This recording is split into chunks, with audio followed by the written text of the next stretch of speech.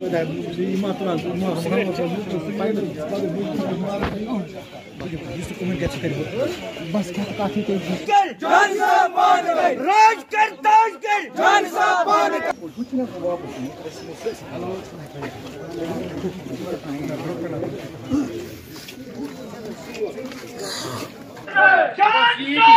बढ़ो, हम तुम्हारे साथ हैं। राज कर ताज कर, जान से बांध कर, राज कर ताज कर, जान से बांध कर।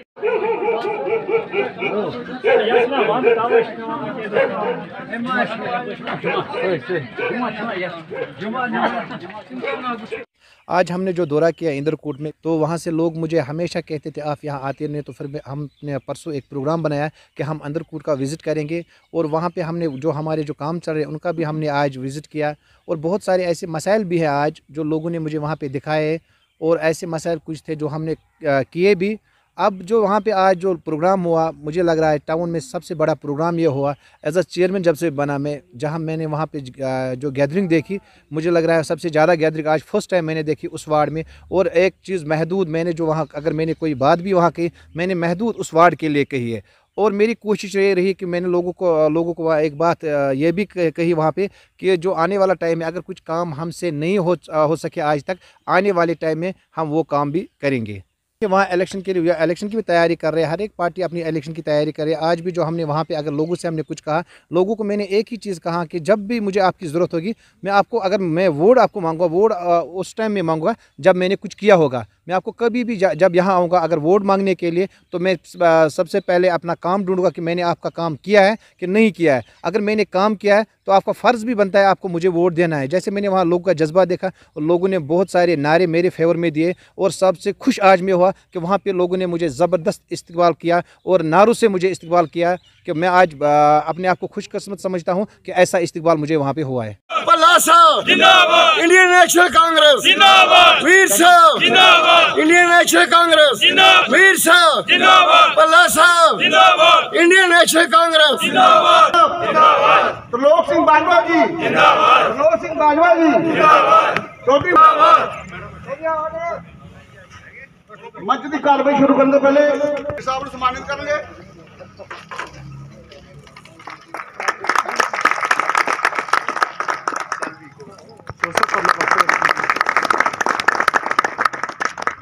मैं जिन्हें साथी बैठते हैं मैं सारे रिक्वेस्ट करा, मैं माजरत करा जिन्हें साथियों को टाइम नहीं मिला तो उनको मैं अपोलोजाइज करांगा। कांग्रेस पार्टी जिंदाबाद, जिंदाबाद, जीएम वीर साहब जिंदाबाद, रमन बल्ला साहब जिंदाबाद। जय हिंद, जय भारत।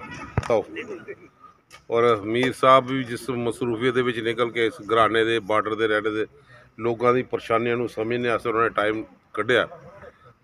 ਤੁਸੀਂ ਮਹਿਸੂਸ ਕੀਤਾ ਕਿ ਸਾਡੇ ਸਾਥੀ ਨੇ ਕੰਡੋਲੈਂਸ ਕੀਤੀ, ਉਹਦੇ ਬਾਵਜੂਦ ਵੀ ਆਪਣਾ ਦੁੱਖ ਵੀ ਬਰਦਾਸ਼ਤ ਕਰਨਾ ਔਰ ਬਾਕੀ ਲੋਕਾਂ ਦੀ ਪਰੇਸ਼ਾਨੀਆਂ ਨੂੰ ਵੀ ਸਮਝਣ ਵਾਸਤੇ ਆਏ। ਅਸੀਂ ਜ਼ਿਆਦਾ ਲੰਬੀ ਤਕਰੀਰ ਨਹੀਂ ਕਰਦੇ, ਬਦਲਾਵ ਲਿਆਣਾ ਨਾ, ਅਸੀਂ ਆਰਾਮ ਨਾਲ ਬਹਿਣਾ। ਇਹ 2-4 ਦਿਨ ਜਿਹੜੇ ਆਰਾਮ ਨਾਲ ਕੱਢ ਰਹੇ ਕੱਢ ਲੈਣ, ਉਹਦੇ ਪਰ ਨਾ ਅਸੀਂ ਆਰਾਮ ਨਾਲ ਬਹਿਣਾ ਨਾ ਤੁਸੀਂ ਬਹਿਣਾ।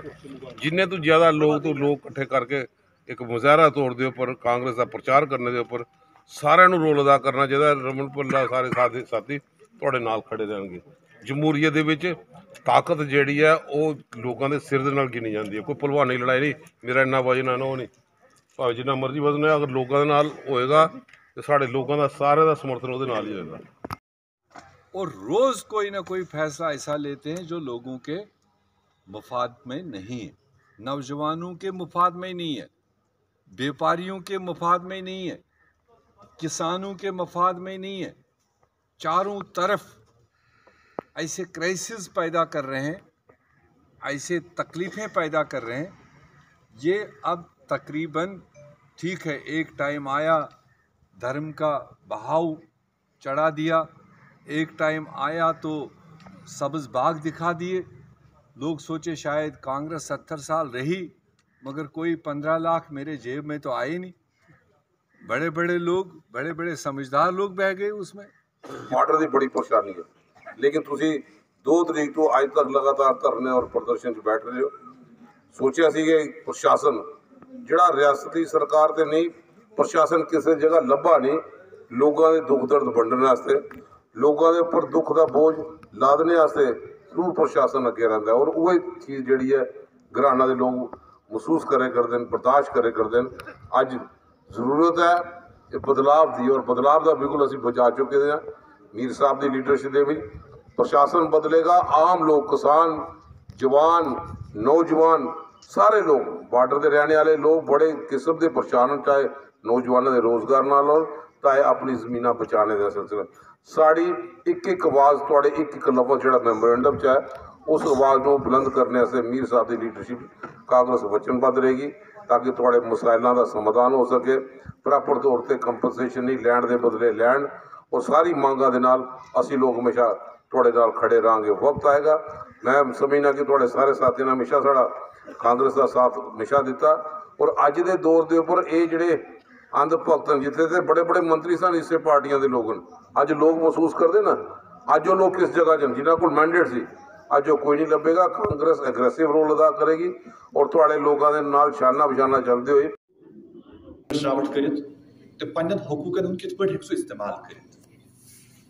अथ कथ पे बे आज ईद दल दिन करो कोशिश सन कत गस लुकन ताम वात, घर घर गस वात, ताकि यम सन सारिफ आम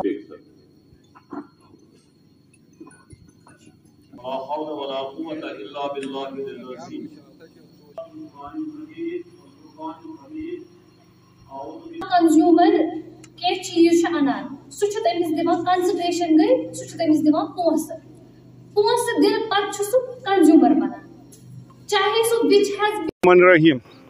जैसा कि आप जानते हैं कि नेशनल कंज्यूमर्स राइट्स डे दिसंबर की 24 तारीख को हर साल हमारा डिपार्टमेंट मनाता आ रहा है। ये कंज्यूमर प्रोटेक्शन एक्ट जो 1986 में प्रोमलगेट हुआ था, उसके बाद उसमें अमेंडमेंट आई थी 91 और 93 में। तो इसका इतलाक हमारी तब एरस्टवाइल स्टेट पर भी हुआ था, तो आज हमारी यूनियन टेरिटरी में इसका इतलाक है ही है। तो इस साल भी हमने, चूँकि कोविड पेंडेमिक जो है उसका जो न्यू वेरिएंट है उसको मद्देनज़र रख के हमने इस जो तकरीब इस वक्त कर रहे हैं इसको हमने बहुत लिमिटेड किया। अदरवाइज़ मतलब प्रीवियस 2 इयर्स में भी इसको लिमिटेड ही रखना पड़ा। उससे पहले ये शानदार तरीके से हम हर डिस्ट्रिक्ट लेवल पर भी मना रहे थे, और वैली मतलब इधर श्रीनगर में डायरेक्टरेट लेवल पर भी मना रहे थे। तो मकसद इसका ये है कि कंज्यूमर को किस तरह से उसके जो हकूक़ मिले हैं इसको इस एक्ट के माध्यम से उसको उनके मुतलिक जो 6 हकूक़ उनको मिले हैं उसको कैसे उनके मुतलिक बाखबर किया जाए, क्योंकि everybody including we people, you and me, we all are consumers. तो कंज्यूमर्स को अपने हकूक़ का इदराक करने के लिए हम हर साल ये फंक्शन मनाते हैं, और हमारा डिपार्टमेंट इसका पिविटल रोल है इसमें। इस एक्ट के तहत और एसेंशियल कमोडिटीज़ एक्ट के तहत हमारे डिपार्टमेंट के ऑफिसरान को ट्रेमेंडस पावर्स हैं कंज्यूमर्स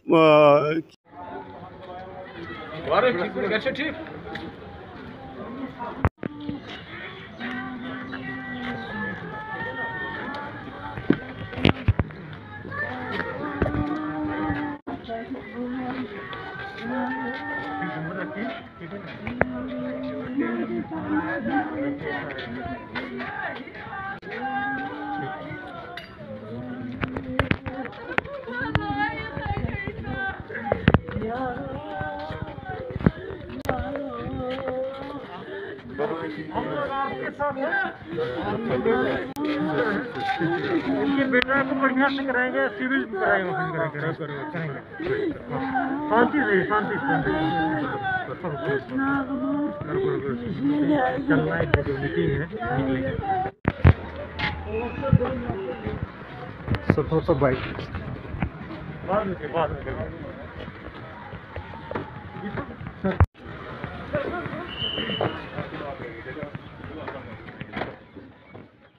जी। जहाँ तक पीडीडी की बात है तो मैंने पहले ही कोशिश की थी कि इधर जो हमारा शादीपुरा रिसीविंग स्टेशन है उसमें कुछ महीने पहले मैंने एक नया 10 MVA ट्रांसफार्मर इंस्टॉल कराया था, और मुझे उम्मीद है कि इस साल अगर बर्फ़बारी भी होती है तो ख़ास तौर पर जो हमारा ये नवगाम से लेकर गनस्तान, शातलपोरा, पंजीनारा, त्रिगाम, गंडखलील का एरिया है, मुझे उम्मीद है कि यहाँ पर इंशाल्लाह बिजली का मसला नहीं होगा, क्योंकि ये 10 MVA ट्रांसफार्मर नस्ब करने के साथ साथ मैंने यहाँ पर कोशिश की है कि और भी ट्रांसफार्मर यहाँ पर लगाए जाए, और मुझे उम्मीद है जो ट्रांसफार्मर यहाँ पर दीनदयाल स्कीम के तहत लगाए गए हैं, बर्फबारी होने से पहले उनको भी इंस्टॉल किया जाए, ताकि एक वो ओवरलोडिंग ना हो और लोगों को बर्फबारी में भी राहत हो। और पानी का जहाँ तक मसला है, मैं कोशिश करूँगा कि जो मैंने पहले ही यहाँ पर जो हमारे सुंबल में असिस्टेंट एग्जीक्यूटिव इंजीनियर PHE के बैठते हैं, जल जीवन मिशन के बैठते हैं, तो उनके साथ भी मैं राब्ते में हूँ, और कोशिश करेंगे कि अगर हालात उस तरीके से होते हैं तो लोगों को पानी की भी मुश्किलात ना हों। लगभग 2013 में उस का ये फाउंडेशन स्टोन डाला गया था और वहाँ पर लाखों करोड़ों रुपया खर्च किया गया है। वैसे DDC मैंने कुछ महीने पहले वहाँ पर हमारे जो additional district development commissioner Bandipora हैं, जो हमारे डिस्ट्रिक्ट डेवलपमेंट काउंसिल के चीफ एग्जीक्यूटिव भी आते हैं, उनका वहाँ पर दौरा कराया था। उन्होंने भी कोशिश की थी, लेकिन आहिस्ता आहिस्ता ये जो जल जीवन मिशन के नाम पर लोगों को मुश्किलात हो रही हैं, तो डिपार्टमेंट का बार बार यही वहाँ से रिस्पांस आता है कि इसको जल जीवन मिशन में कवर करेंगे, जबकि जल जीवन मिशन पूरी तरह से एक फ्लॉप शो हो रहा है, नाकाम हो रही है एडमिनिस्ट्रेशन जल जीवन मिशन को इम्प्लीमेंट करने में। यहाँ पर सोनावारी में एक टारगेट दिया गया था कि जून 2022 तक हर घर में नल टैप वाटर दिया जाएगा, लेकिन मैं पहले भी बता चुका हूं कि ये एक धोखा ही मालूम होता है, क्योंकि अभी वो DPR वगैरह उसी प्रोसेस में फंसे हुए हैं और पिछले 6-7 महीने से वो उसमें से नहीं निकल पा रहे हैं। ये बदकिस्मती है और इसकी जिम्मेदार यहाँ की एडमिनिस्ट्रेशन है, जो बड़े पैमाने पर इसके जो फैसले होने चाहिए, तो मेरे ख्याल से वो टाइम पर नहीं हो रहे हैं, और ये एक गवर्नर इंतजामिया का एक फेलियर। यहाँ बर्फबारी तो हर साल होती है और बहुत हद तक जो R&B की उसमें कारकर्दगी होती है वो तसल्ली बख्श होती है। हर साल R&B यहाँ पर बर्फ़ हटाती हैं, जब भी ज़्यादा बर्फबारी होती है तो वो सड़कों को साफ़ करने का काम करते हैं, और मुझे उम्मीद है कि इस साल भी वो प्रोफेशनल तरीके से लोगों को सहूलियत देंगे, और अगर बर्फबारी होती है तो जल्द अज जल्द सड़कों को खुला करने में वो अपना ताउन ज़रूर हमें देंगे। शुक्रिया। इन जगहों पर रखा है, काफ़ी बेहतर एक्सरसाइज की, और फिर भी इन एडिशन कुछ आपको भी एप्लीकेशंस आई थी, लोगों ने अप्रोच किया हमारे, हम वो भी तरीके से अगर वो बच्चे CO साहब तशरीफ लाए हैं। जो मैं कह रहा था, ये इस साल का जो आज़ादी का अमृत महोत्सव, इस प्रोग्राम के तहत जो इस साल बहुत सारे प्रोग्राम हैं, बहुत सारे इसमें कुछ म्यूनिसिपैलिटीज के अलग हो गए, एजुकेशन डिपार्टमेंट के अलग, बहुत सारे डिपार्टमेंट जो थे उनके। डिप्टी CO साहब ने भी कहा, महकमा तालीम के हवाले जो काम है बहुत ही हसास है, और शायद ये भी ना हो, हमारे यहाँ लोगों को तवक्कात ये नहीं रहती है कहीं इनसे कोई काम मिलेगा या और कुछ मिलेगा, अक्सर लोग इसको इजी लेते हैं। लेकिन मैं समझता हूँ अगर कहीं पर हम पुल बनाएं, बंद बनाएं, बाकी चीजें बनाएं, इवन के बड़े बड़े प्रोजेक्ट बनाएं, उनसे हसास मामला ये है कि बनाना है, और अगर इंसान बनाने में, इंसान के तराशने में कोई कोताही रह गई, हम सबको आने वाली नस्ल माफ नहीं करेगी। लेकिन एक बात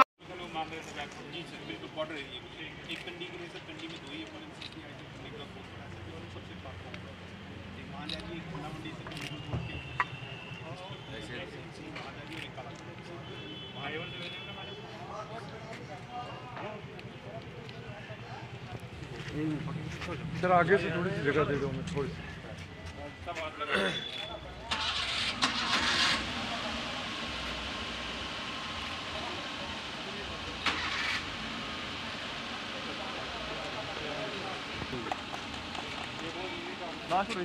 के इलाके हैं जिनमें ट्रांसपोर्टेशन की प्रॉब्लम थी, उसके लिए हमने आज रेड क्रॉस टेंडर दिए हैं।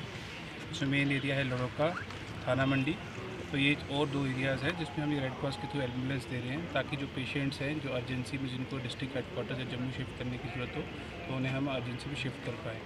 ये बहुत देर से लोगों की डिमांड थी। कल भी ADC साहिबान, जो हमने कोविड का रिव्यू लिया था उसमें ADC साहिबान यही इशू उठाया था, तो मुझे खुशी हो रही है कि हम रजौरी के अंदर ये 4 एम्बुलेंसेस दे पा रहे हैं। बाकी आज के बाद इस प्रेस इंटरेक्शन के माध्यम से मैं ये भी कहना चाहूँगा कि कोविड अप्रोप्रिएट बिहेवियर का फॉलो करें। आप जो है कोविड का ख़तरा भी टला नहीं है और एक नया वेरिएंट आ गया है, ओमिक्रॉन वेरिएंट आ गया है, तो हमें जितनी भी मुस्तैदी बरतने की ज़रूरत है उतनी हमें करनी चाहिए। मैं खुश हूँ आप देख के जर्नलिस्ट भाई साहब ने भी हमारे सबने मास्क डाला है। मैं कोशिश करूँगा कि आप सब अपने जो है प्रमोट करें कोविड अप्रोप्रिएट बिहेवियर को और मास्क का प्रमोट करें। Thank you.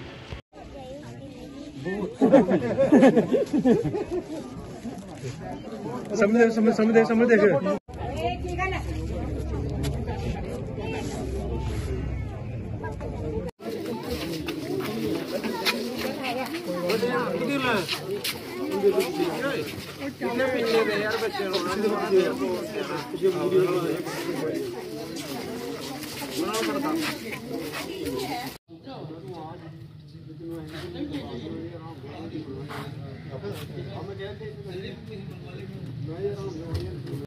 आज हमने बिश्नाह कॉन्स्टिट्यूंसी की पंचायत मजुआ उत्तमी में जहां बच्चों को एक नोटबुक दी है, एक पेंसिल दी है, जो शार्पनर है, रेजर है, वो पूरा सेट दिया उनको, और बच्चों को बिस्कुट दिए है, मास्क दिए हैं।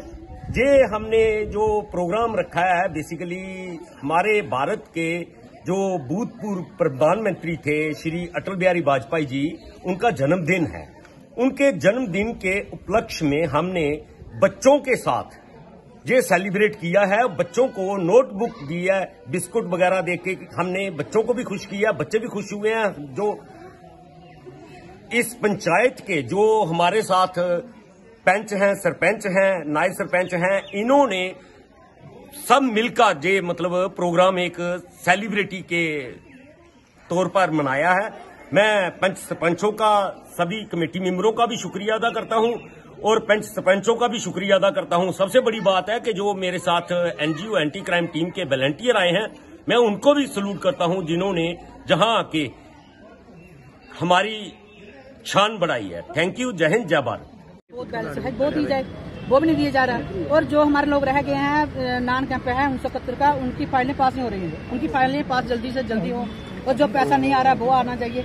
जो हमारे ऑब्जेक्शन करके रखे हैं लोगों, ऑब्जेक्शन लगा के भेजे थे दिल्ली में, अभी उनके पैसे नहीं आ रहे। वो लोग 2-2 साल हो गया, उनका ऑब्जेक्शन ठीक करके भेजें, उनका पैसा जल्दी से जल्दी आए। यही कहना चाहती हूँ। जय हिंद, जय भारत। प्रदर्शन में ये कहूँगा तो हमारी वो बड़ी एक पचीदा डिमांड्स है जो आज तक गवर्नमेंट ने कभी पूरी नहीं किया, ना ही करने की कोशिश कर रही है। फिर भी हम एक अपने प्रधानमंत्री मोदी जी को देखते हुए उन पर हमें थोड़ा भरोसा है, वो जरूर काम करेंगे और इसका जरूर निपटारा देंगे। और इसी तरह से एलजी साहब वो भी लगे हुए हैं, लेकिन खासकर डीपीज के मामले में अभी कोई उसमें जो है वो तसल्ली नहीं आ रही है। हम चाहते हैं जो हमारी 4-5-6 मेन डिमांड्स है उनके ऊपर गौर फरमाई जाए। नंबर 1 है जो परिवार के लोग डीपीज हैं उनकी ज़मीन निकाली गई है रोशनी एक्ट में, उनको दोबारा दी जाए और अलॉटमेंट की जाए। दूसरी बात है कि जो लोग पंजाब, हरियाणा, राजस्थान में गए हुए हैं उनको भी 5.5 लाख रुपया दिया जाए। और तीसरी बात मैं ये कहना चाहता हूँ कि जिन लोगों के पास बिल्कुल ज़मीन नहीं है, वो सभी जगह फैले हुए हैं और नॉन कैंप लोग हैं, उनको भी ज़मीन दी जाए। ये बराबरी नहीं है। और अगली बात जो मैं कहना चाहता हूँ कि वो फाइलें जो अभी तक डीसी दफ्तर में जैसे कठुआ और इसमें सांबा में पड़ी हुई हैं और दूसरे जम्मू में भी हैं, उनके ऊपर रिकन्सिडर किया जाए, उनको बहाल किया जाए ताकि वो भी 5.5 लाख रुपया लेने के हकदार बने। अगली बात मैं ये कहना चाहता हूँ कि जो हमारे लोग अभी तक कोई रिजर्वेशन नहीं है, ना स्कूलों में है, ना कॉलेजों में है, ना ही उनको असेंबली सीट में है। और 24 सीटें हमारी असेंबली की इन्होंने रखी हुई हैं। वो कब की रखी हुई हैं? जब से मेरे ख्याल ये असेंबली बनी थी, लेकिन वो कब तक चलेगा? अभी डिलिमिटेशन की बात हुई, पेपरों में आ रहा है, लेकिन रिफ्यूजिंग का कुछ नहीं है। ये जो अभी इन्होंने 7 सीट बताई है, पहले रिफ्यूजी को देनी चाहिए थी, बाद में करें जैसा करना है, वो भी इन्होंने किया। और हमारे जो बोल देते हैं कि वो 24 सीटें सुरक्षित हैं। कहाँ सुरक्षित हैं? वो किसके पास पड़ी हुई हैं? इसी ढंग से हमारे 3-4 पीढ़ी पहले चल गई और चली जाएगी। इनका लफ्ज़ यही रहेगा कि पीओजे की सीटें सुरक्षित हैं। ये बहुत बुरी बात है, ये हम सहन नहीं करेंगे, इसके बारे में आवाज़ बुलंद करेंगे अभी तो हम पीस वाली बात कर रहे हैं। हो सकता है कि हमें जो है मेजॉरिटी में अभी सड़कों पर आना पड़ेगा और गवर्नमेंट ने कोई ध्यान नहीं दिया। जय हिंद, जय भारत। किस हवाले से रखिए? आज सबसे पहले मैं अपने प्रेसिडेंट सरदार परमजीत सिंह जी मिंटू जी को मुबारकबाद देना चाहूँगा कि जो हमारे पुंछ के व्यापार मंडल के प्रेसिडेंट हैं और इनकी ज़ेर सदारत आज यहाँ पर ये जो प्रेस कॉन्फ्रेंस दी जा रही है, ये सिर्फ व्यापार मंडल के ऊपर फोकस किया जाएगा कि हमारे व्यापार मंडल पुंछ में क्या क्या मसले और मसाइल हैं, उनको हल करने के लिए हम एडमिनिस्ट्रेशन को बजरिया प्रेस कॉन्फ्रेंस ये मुतला करेंगे। हमारे ये मसले और मसाइल हैं, इनको दूर किया जाए, इनको हल किया जाए ताकि जो पब्लिक को यहाँ पर परेशानी हो रही है उनको दूर किया जा सके।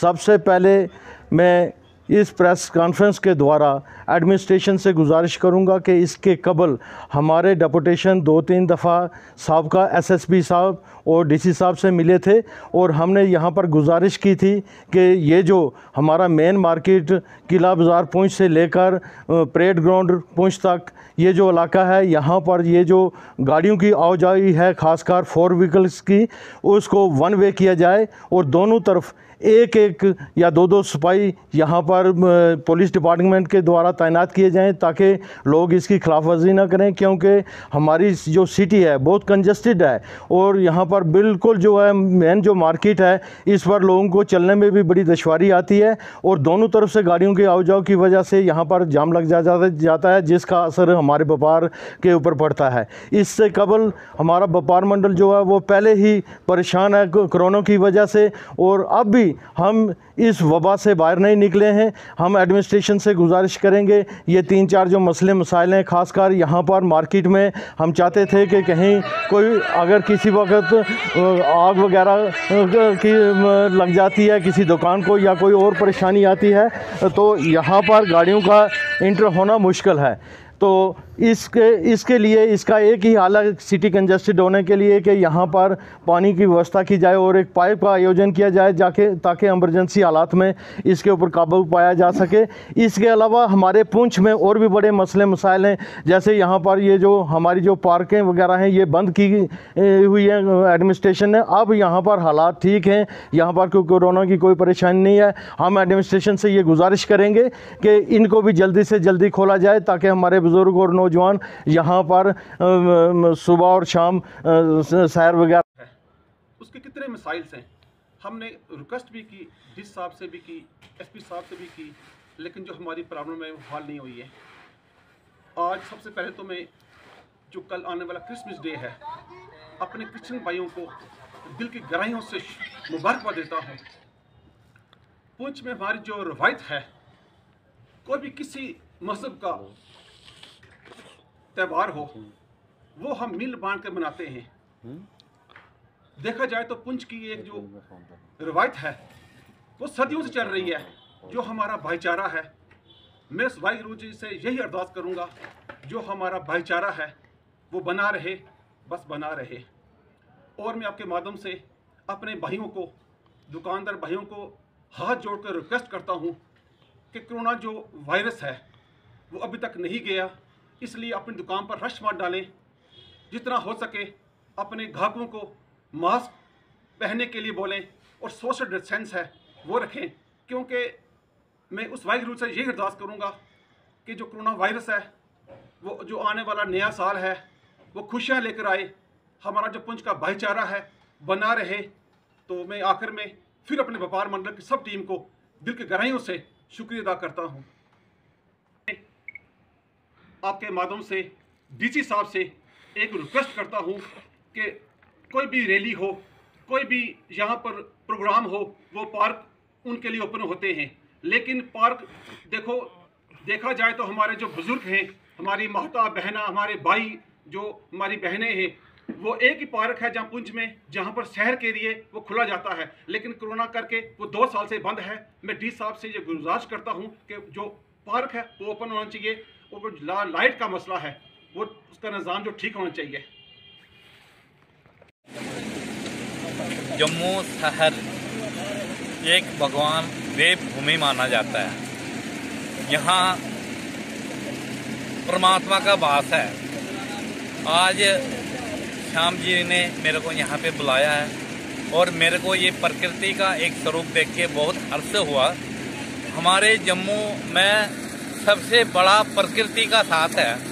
प्रकृति का साथ होते हुए भी आज हम लोग थोड़ा सा हम पीछे हैं। क्यों? इतनी हमको प्रकृति से इतनी समझ नहीं है। मैं सभी जम्मू वासियों से और सरकार से ये अपील करना चाहता हूँ, सबसे बड़ा पर्यटक का हमको केंद्र बनाना है तो जम्मू को बना दिया जाए। क्यों? ये देवभूमि है, प्रकृति का यहाँ पे साथ है। नीचे हल्की पौड़ी, मोहमाया और काली माता, तीनों के अभी हम केंद्र में बैठे हुए हैं, केंद्र में खड़े हैं। इसलिए ऐसी प्रकृति की जगह पे अगर इसी रोड को बोला जाए, आज सिंगल पड़ रहा है, यही रोड डबल हो जाए, दोनों तरफ से जंगला लग जाए, लाइटें लग जाए और बीच बीच में कोई गार्डन टाइप के बना दिया जाए तो पर्यटक कहाँ नहीं है। पर्यटक आएगा तो हमारा पेट पलेगा, जम्मू वासियों का पेट पलेगा। टूरिज्म आएगा तो जम्मू का सौंदर्य बढ़ेगा, भगवती का सौंदर्य बढ़ेगा। और इससे हमको क्या चाहिए? इसलिए मैं सभी से ये निवेदन करता हूँ कि जो इस चीज़ को विशेष केयर किया जाए। मेयर साहब से भी मैं यही रिक्वेस्ट करता हूँ कि मेयर साहब आके इसको प्रकृति को देखे। शायद इधर आए भी होंगे और इस प्रकृति के जरिए उनको अभी मौका मिला भगवान का काम करने का। और जल्दी ये काम जो है ना, जितना हो सके उतना भी हमारे लिए कम है। फिर भी जो है ना, जो अपने शक्ति भुजाओं से जो करना है, जो आत्मा से करना है, इसके जरिए करके इसको बिल्कुल इस धरती को, ये माँ काली माता की धरती को, बाबे वाले की धरती को, मोहमाया की धरती को, हर की पौड़ी की धरती को ये उजागर किया जाए। मैं बस इतना ही कहता हूँ। जय माता दी। जम्मू कश्मीर में अभी डिलिमिटेशन कमीशन ने जो ड्राफ्ट प्रपोजल सबमिट किया, जहां पे जम्मू कश्मीर के अंदर 7 और सीटों को बढ़ाया गया, हम कश्मीरी पंडित उसका वेलकम करते हैं, स्वागत करते हैं।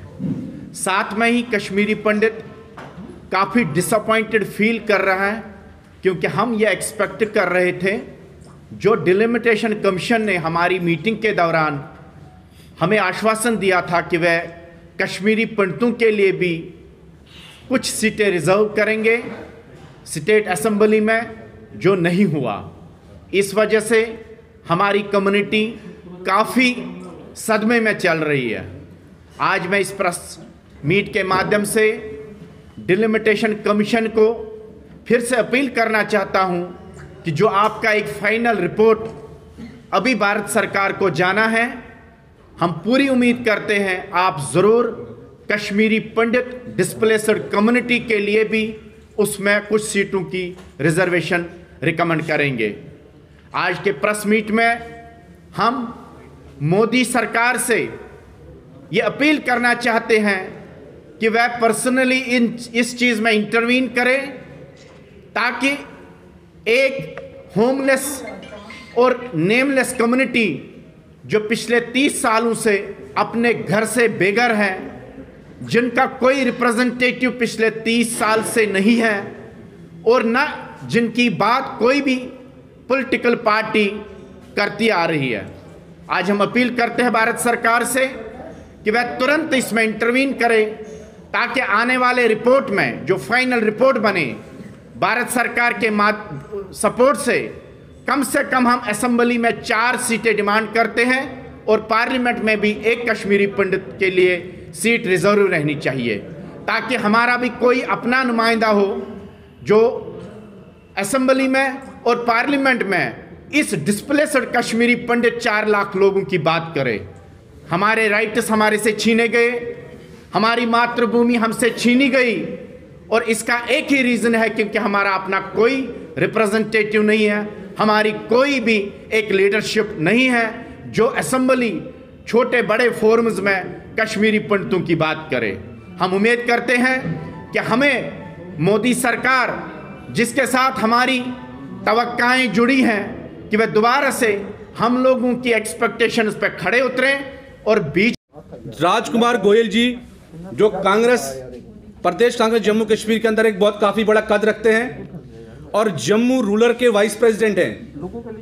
15 दिसंबर को रिपब्लिकन पार्टी ऑफ इंडिया की नीतियों को देखते हुए और जिस तरह से Jammu Kashmir Republican party of India का आधार बढ़ रहा है उसको देखते हुए श्री राजकुमार गोयल जी ने दिल्ली में 15 दिसंबर को अपने साथियों लगभग 100 साथियों के समेत जो अपना वहाँ पे हमारी पार्टी को ज्वाइन किया श्री रामदास अठावले जी के नेतृत्व में वहाँ पे, और आज यहाँ पे उनका फर्स्ट एड प्रोग्राम रखा है हमने, जिसमें मैं आपको बता देना चाहता हूँ कि राजकुमार गोयल जी एक काफ़ी एक्टिव और काफ़ी होनहार वर्कर, जिसको कांग्रेस में आगे बढ़ाने में काफ़ी इनका रुतबा रहा, लेकिन जिस तरह से कांग्रेस आज 2 भागों में बटी हुई है, इस तरह से इन्होंने फैसला किया कि जो पहले 100 इस्तीफा आज से 1.5 महीने पहले आया था उसी में इनका रजिस्ट्रेशन भी था, और उन्होंने आज रिपब्लिकन पार्टी ऑफ इंडिया में शामिल 15 तारीख को हुए हैं। आज इनका फर्स्ट एड प्रोग्राम हमारी स्टेट यूनिट की टीम, हमारे जनरल सेक्रेटरी जो हरमीत जी हैं यहाँ पे आए हैं, उसके अलावा हमारे पंकज लंगू जी जो है जम्मू कश्मीर यूटी का स्टेट का वाइस प्रेसिडेंट भी चुना है, उसके ऊपर भी हम इनको मुबारकबाद देते हैं। और मैं रिक्वेस्ट करूंगा हरमीत जी से कि वो चादर पहना के जो है इनका गोयल जी को हम दे रहे हैं, उनको हम स्टेट का आज वाइस प्रेसिडेंट भी इनको घोषित कर रहे हैं, और उम्मीद है कि जो जिम्मेदारी इनको दी जा रही है जो है उसमें पूरी तरह से जम्मू कश्मीर के लोगों का जो है ये जो इनका पूरा सहयोग रहेगा।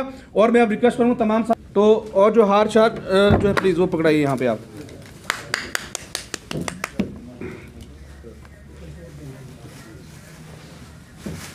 पे डालो आप 2 ले